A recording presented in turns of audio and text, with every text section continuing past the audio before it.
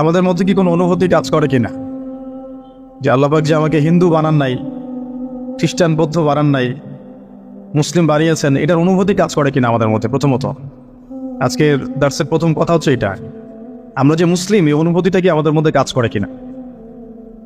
আল্লাহ পাক চাইলে তো আমাকে বৌদ্ধ খ্রিস্টান হিন্দু বানাতে পারতেন, তো আল্লাহ পাক আমাকে মুসলিম পরিবারে জন্মগ্রহণ করার তৌফিক দিয়েছেন। জন্ম নেওয়ার আগে আল্লাহ পাক আমাকে জিজ্ঞাসা করেন নাই তোমাকে কোন পরিবারে জন্ম দিব। কখনো কি মাথায় আসে যে আমি মুসলিম পরিবারে জন্মগ্রহণ করেছি, এর জন্য আল্লাহ শুকরিয়া আদায় করা উচিত? শুকরিয়া মানুষ কিভাবে আদায় করে? আর আপনি যদি কোনো ব্যক্তির জন্যে বা আপনার স্ত্রী সন্তান আহাল পরিবার মা বাবার জন্য সারা জীবন পরিশ্রম করেন, এই যে আপনারা পড়াশোনা করছেন, চাকরি বাকরি করবেন, কামাই রোজগার করে স্ত্রীদেরকে খাওয়াবেন, এরপরে যখন স্ত্রী কোনোদিন দেখবেন যে আপনার কৃতজ্ঞ হচ্ছে না, কথা শুনছে না, আনুগত্য করছে না, বা সন্তানের পিছনে এত খরচ করার পরেও, এত মেহনত করার পরেও সন্তান কথা শুনে না, তখন বোঝা যাবে কিছুটা যে অকৃতজ্ঞতা কাকে বলে। অকৃতজ্ঞতা কাকে বলে এটা তখন কিছুটা অনুধাবন করা যেতে পারে। যে স্ত্রীর জন্যে, যে পিতামাতা সন্তান সন্ততির জন্যে আমরা এত পড়াশোনা করলাম, মেসে থাকলাম, ডাল ভাত খেয়ে থাকলাম, ঘুম ত্যাগ করলাম, বহু টাকা পয়সা খরচ করলাম, তারপরে একটা চাকরি খুঁজতে গিয়ে জুতা ক্ষয় করে ফেললাম, বসের গালি খেলাম, 9টা 5টা অফিস করলাম, এমন কোনো পরিশ্রম নাই যেটা করলাম না। যাদের জন্য করলাম তারা আমার কথা শুনে না, তারা আমাকে মূল্যায়ন করে না, তারা আমার উপস্থিতির মূল্যায়ন করছে না, আনুগত্য করছে না, নির্দেশ ফলো করছে না। তখন বোঝা যাবে কিছুটা হলেও যে আসলে অকৃতজ্ঞতা কাকে বলে, আর মানুষ হিসেবে আমরা আল্লাহর কাছে কতটা অকৃতজ্ঞ। আজ আল্লাহ রাব্বুল আলামিন নিঃস্বার্থভাবে আমাদের জন্য এত কিছু করলেন বা করেন, করে যাচ্ছেন এবং যাবেন, সেই আল্লাহ পাকের সন্তুষ্টির জন্যে আমরা মুসলিম হওয়ার হকটুকু আদায় করতে পারছি না।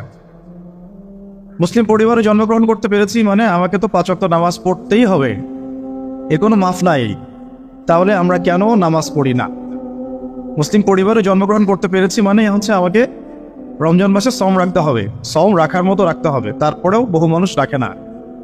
যাকাত দিতেই হবে, দিতে হবে মানে দিতে হবে বলতে দিলেও হবে, না দিলেও হবে এমন নয়, নিসাব পরিমাণ সম্পদ হলে দিতেই হবে। তবুও আমরা অনেকেই দেই না। দিনের ইলম নিয়ে কথা হচ্ছিল, একজন মুসলিমের উপরে দিনের জ্ঞান অর্জন করাটা ফরজ। আপনাদের জন্য পলিটেকনিক ইনস্টিটিউশনে পড়া ফরজ নয়, ওয়াজিবও না, সুন্নতও না, মুস্তাহাবও না, এটা আপনার জরুরত, দুনিয়াবি একটা জরুরত, স্রেফ জরুরত। কেমন জরুরত? এটা কাপড় পরা যেমন জরুরত, এটা প্রয়োজন। ক্ষুধা লাগছে, তার মানে তো আমাকে 1 গামলা ভাত খেতে হবে না, আমার জরুরত যতটুকু খেলেই তো আমি আবার দাঁড়িয়ে যেতে পারতেছি। জরুরতকে, জরুরত প্রয়োজনকে জীবনের লক্ষ্য বানিয়েছি আমরা, এটাই আমাদের সবচেয়ে বড় একটা ভুল সিদ্ধান্ত হয়েছে। এবং এই প্রয়োজনটাকে মানে উপলক্ষ্যটাকে লক্ষ্য বানিয়ে আমরা যা করছি তার 5%ও আমরা পরকালের জন্যে, আল্লাহর জন্যে, দিনের জন্যে, ইসলামের জন্য করছি না। এই কারণেই আমরা যে মুসলিম পরিবারে জন্মগ্রহণ করতে পেরেছি এই বোধটুকু আমাদের মধ্যে জাগ্রত হচ্ছে না, যে আমার জীবনযাপন, আমার লক্ষ্য, আমার উদ্দেশ্য, আমার চালচলন, আমার কাজকর্ম, এগুলো যে আর 10 জনের মতো হতে পারবে না বা হওয়া উচিত না। অন্যদের সাথে যে আমার একটা পার্থক্য আছে, আদর্শগত পার্থক্য আছে, জীবনের লক্ষ্য উদ্দেশ্যগত পার্থক্য আছে, এই দুনিয়াতে আসার পিছনে যে রহস্য, এর পিছনেও পার্থক্য আছে, গন্তব্যেও পার্থক্য আছে। আমরা ছাড়া, মুসলিমরা ছাড়া অন্য যে কোনো কাফের যদি কাফের অবস্থায় মৃত্যুবরণ করে সরাসরি বিনা হিসেবে জাহান্নাম, এটা ওদের গন্তব্য। আর আমরা মুসলিম পরিবারে জন্মগ্রহণ করে আশা করি জান্নাতে যাওয়ার জন্যে, আশা করি আমরা জান্নাতে যাব, এই আশাটা আমাদের মধ্যে থাকে। কিন্তু মুসলিম পরিবারে জন্মগ্রহণ করা একটা মানুষ যে কাজগুলো তার উপরে অবধারিত, সেগুলোর ফিকির আমাদের মধ্যে আসছে না, এটাই হচ্ছে সবচেয়ে আফসোসের বিষয়।